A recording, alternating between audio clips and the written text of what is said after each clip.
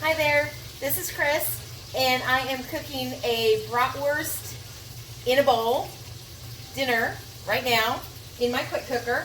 What I have going on are 3 bratwursts that I have sliced and quartered. I'm taking those out right now. Y'all look, I'm using our long chef's tongs. You want to use these when dealing with the quick cooker because they're long enough for you to keep away from any of the steam that's going on in here. I have this on the sear setting, and I've had that going now for about 5 minutes, or 3 minutes on each side practically. They're beautifully browned. They're beautifully browned and even. The next thing we're going to do is put the onion in there, or I'm sorry, the bacon. I'm off camera. I've got a tip for you. So when you're sauteing with bacon, I always keep a flat of bacon in my freezer. It makes it really easy to slice. I don't know if you've ever tried to slice raw bacon, but it's slippery and it slides everywhere and it's kind of dangerous with your knife. This is better because you can put your hand on top of the knife like I'm doing. You don't get anywhere near the blade. And if you're using one of our chef's knives like I am right now, it's going to go right through it.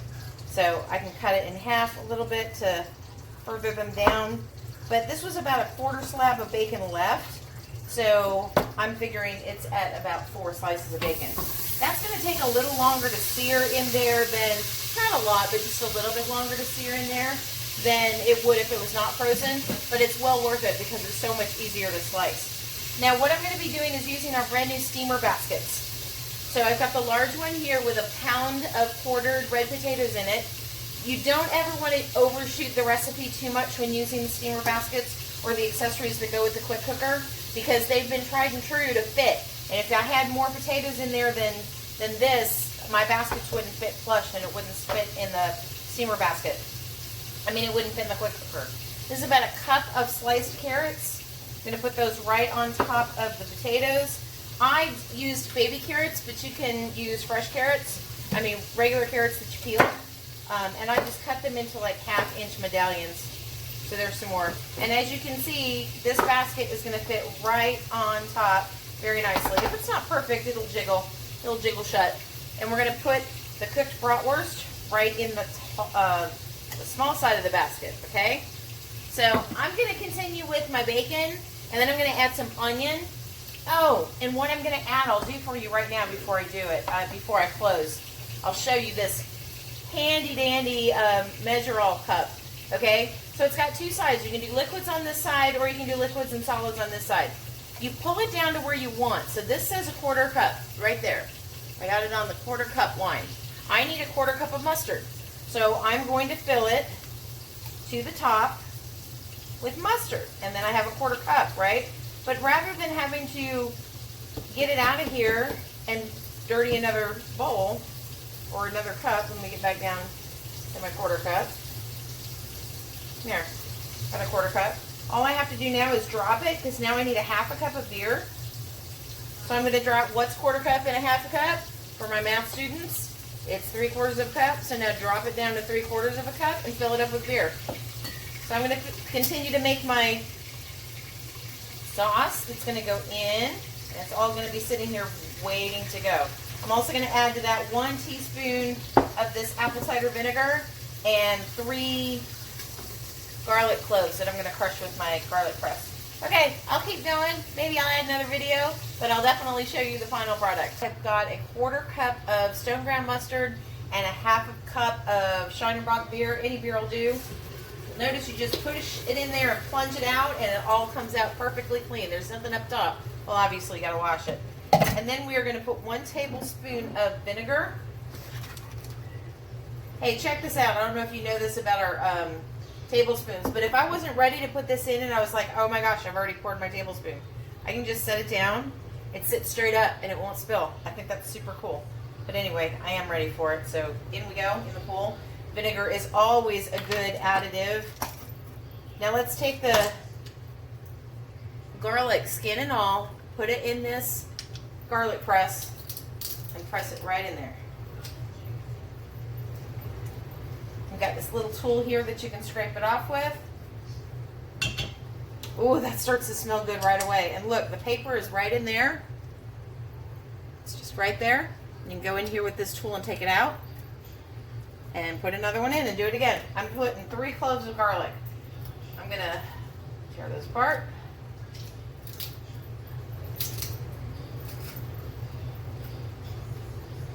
One more. See, it pushes it right through the paper. This garlic press is awesome. It's the best investment. 20 bucks. And it's yours. And it's heavy duty. And mine has lasted over 20 years.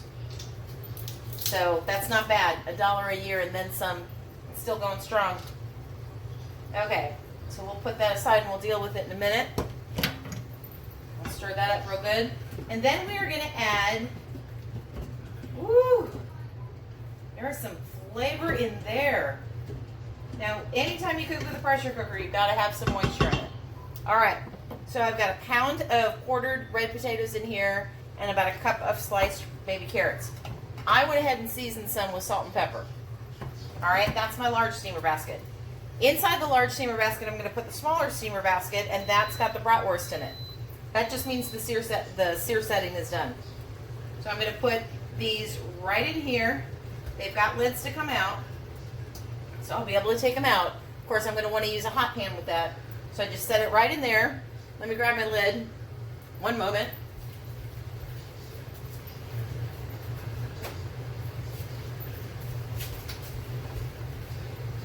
I'm back. Sorry about that. That was clear across the room. So let's press cancel. See how the release button is way far away from the steam button? I love that. Way better than the Instant Pot.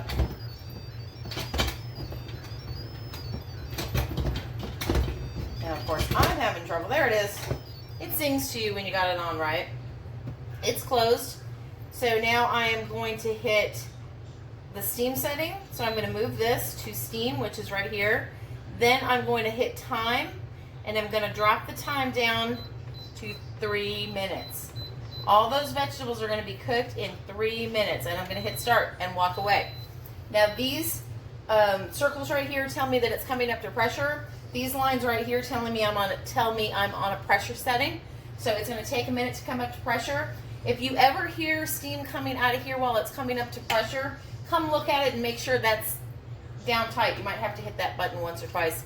Sometimes it doesn't completely lock back down from the last time you used it, but it's really easy to reset. Anyway, I'm going to have dinner on the table in about 10 minutes because it does have to come up to steam, and then I can release it. I'll show you the final product. Stay tuned. Hi there, I'm back. So I just manually released my pressure. There are 2 ways to release pressure. Let it just naturally release slowly for about 15 minutes, and this will start counting up when your cook time is done.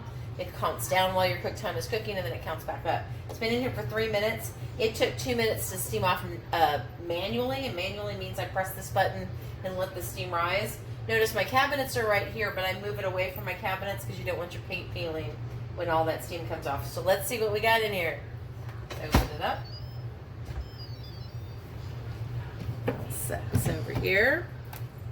And don't forget, it's going to be hot in there. Of course, we do have cooled tip handles. I'm going to use the red things anyway. Take that out and set it down. Now I'm going to test my carrots and potatoes real quick to make sure they're good. Oh, they're wonderful. They're fantastic. So let's lift this one out of here. Here's how we're going to serve it. I've got the medium bowl. Calls for the large bowl, but I think the large bowl is a little bit too big now that I judged it. So let's take the veggies out. And I'm going to just dump the veggies right in the bowl. The potatoes and the carrots. Set that aside. Stir those up a little bit. Oh, they smell so good. Then I'm going to dump the bratwurst on top. Yeah, this is the right size. And then here is one of my favorite new tools. It is the straining ladle. See those holes? I can fish out the solids from in here and strain off the fat and the juice if I want. See that? And then just put my solid onions over here. And I can put them on just half because my husband and my daughter don't much particularly care for onions. So that's all I'm going to put on there. I'm going to serve the rest of the sauce on the side. Here is my finished product. Can you get in there and take a good look? It looks delicious, doesn't it? I can't wait to eat. I'll tell you how it is. Bye.